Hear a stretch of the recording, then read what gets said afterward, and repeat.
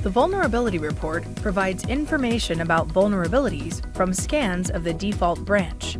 It is available for groups, projects, and the Security Center. At all levels, the Vulnerability Report contains the total of vulnerabilities per severity level, filters for common vulnerability attributes, and details of each vulnerability presented in a tabular layout. We can sort by status, severity, tools, and activity. When we click on a vulnerability, we have detailed information on that vulnerability as well as its status. We can go ahead and change that status, and we can now see that it has been resolved. There's also information about the vulnerability, a solution, and evidence about where the vulnerability occurred. We can also add comments to collaborate on our findings. This vulnerability report can also be seen at the group level, where we'll have an extra parameter for projects.